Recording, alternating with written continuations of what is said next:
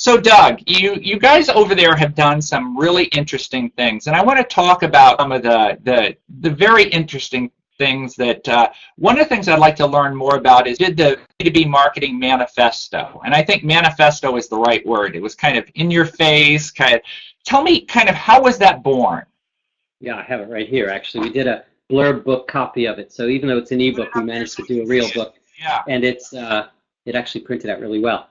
So the idea of the manifesto, and it was one of the most fun things we've done recently, is we wanted to try some psychographic targeting for ourselves, really, instead of the normal demographic targeting. So a lot of agencies will sit around and say, what brands do we want to work with, big ones and famous ones.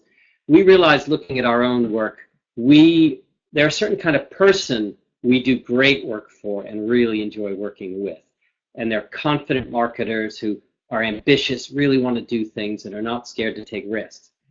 And so we thought, let's do a piece that appeals to that kind of person. And that's what the manifesto came from. It really is a bit of a rant and a tirade against the forces of the old kind of marketing, and a bit of a wake-up call to say to B2B marketers today, it's a great time to be in B2B marketing, fantastic, exciting time, but only if you kind of rise to the challenges of what's happening out there.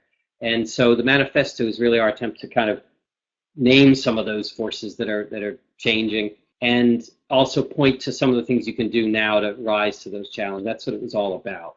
It's a good example of just being confident and appealing to the I'll say the mindset of, as you said, the psychographics. I've seen other examples, and I know you have some other examples. I kind of like the whiteboard discussions where people do the speeded up drawing. I just think that's visually fascinating. Dan Pink did one of those recently. And I know you have a couple other examples. What are some other examples you've seen of innovative content? Yeah, okay. There's some really great stuff out there. One of the ones we did recently, I'm proud of and enjoyed doing, was a short animation, kind of Monty Python-esque, for Hyperion, a fund manager in Australia. And these really actually very interesting, cool people who they're approaching fund management from a different angle, having a lot of success. And the angle is they're long-term thinkers. And it's run by a really stubborn South African guy who basically doesn't care what the market's doing. He's got his view and he sticks to it long term. And that's a very, very difficult thing to do these days in a real short-term world. So the brief was, can we evangelize long-term thinking in a short-term world?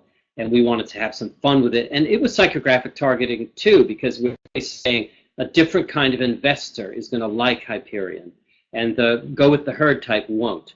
And so we wanted to make that investor something of a hero. And we can see a little bit. I think the first 20 seconds of the video will give you the idea of what we were trying to do there. Thanks, Doug. That was a great video, and you're right. It is very. I think for you guys being in London, it's great to do it Monty Python-esque. So it makes a lot of sense. Yeah. What else have you?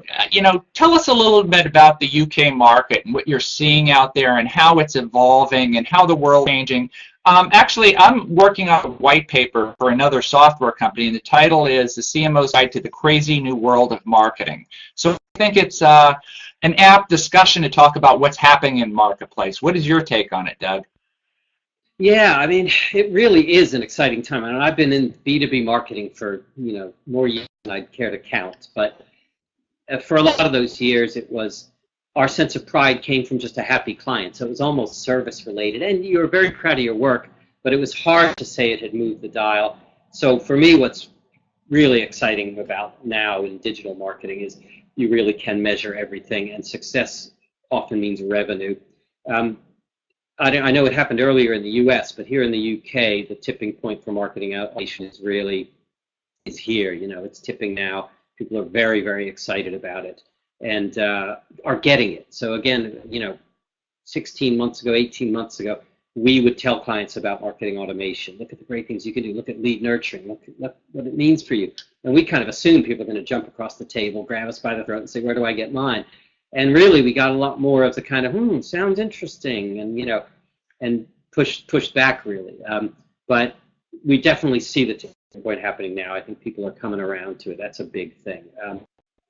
The other really big change is content marketing going mainstream, which we talk about in the main show. It's really jumped the chasm and now is not something that only one or two players in a market will do. Just about everybody is rushing to be good at this, and so that's a very big difference.